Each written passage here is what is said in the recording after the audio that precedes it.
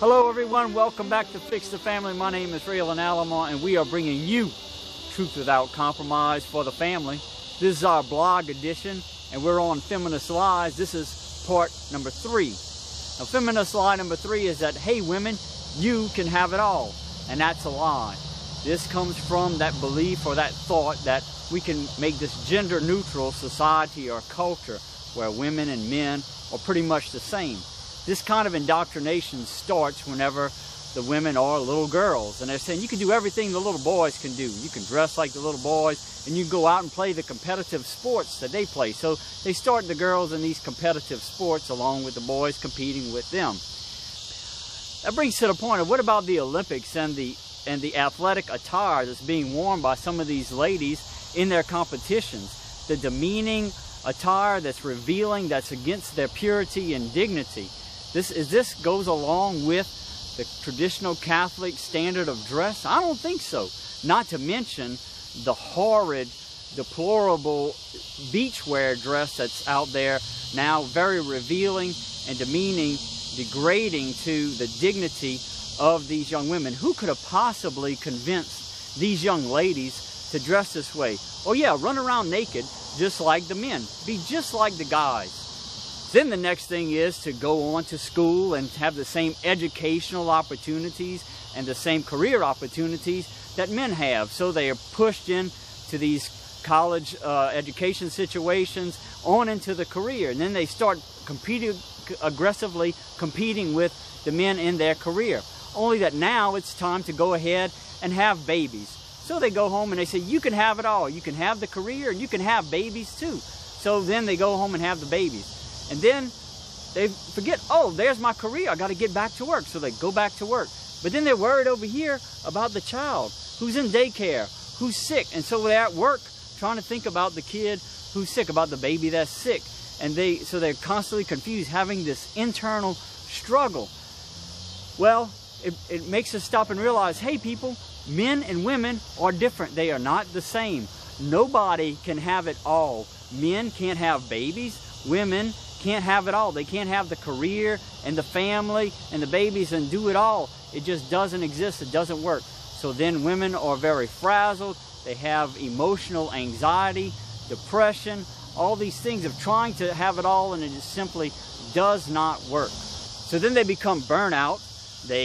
And they have to resort to something, so they end up going to contraception so that they don't have any more babies, and then sterilization so that they completely stop altogether. And what is this actually doing?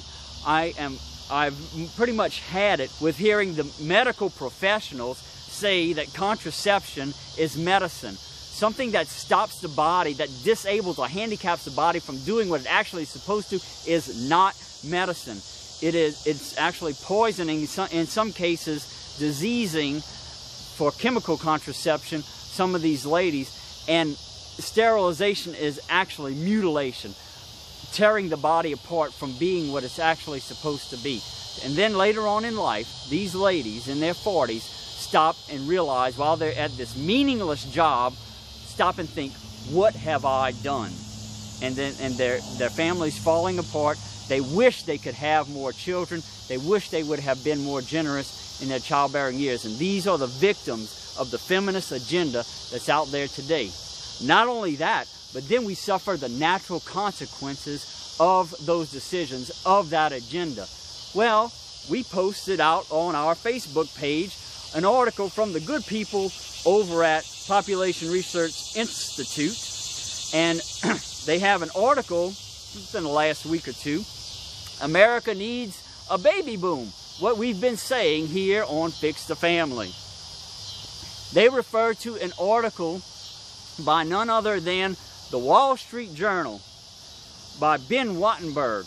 And he's talking about what is really behind the entitlement crisis. He explains that never-born babies are the root cause of the social deficit that plagues the nations across the world and threatens to break the bank in many. So he's saying, what's the solution? The place to begin is by recognizing the problem, publicizing it, like and share, publicize this message right here. And trusting humanity has been around a long time and is not about to underbreed itself out of existence. It is a myth of overpopulation, he says. This is the financial community finally admitting to this. The real danger to the future is too few births. Here's the actual article on the Wall Street Journal's website.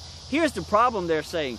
Fertility delayed and fertility denied. Women, listen to this, women who are pursuing education to an extent never seen before. Education, people. And women with advanced education have fewer children than women with less schooling. Cohabitation has become commonplace. As income goes up, fertility tends to decline. Pregnancies and childbearing interfere with that additional family income and sometimes are viewed as unacceptable sacrifices for the good life. Divorce, legalized abortion, and easy-to-use contraceptives have all contributed to the number of never-born babies. People, let's not allow, moms and dads, let's not allow our daughters to buy into this feminist agenda. Let's form them to listening to the natural law, to the laws of the church that say, be fruitful and multiply, be open to having children. Don't worry about the career. It's a lie. We cannot have it all. Nobody can have it all. Men can't have it all. Women can't have it all. It's a lie. Come back for more feminist lies here at Fix the Family. My name is Raylan Allamont. God bless you. Oh, and by the way, click like and click share.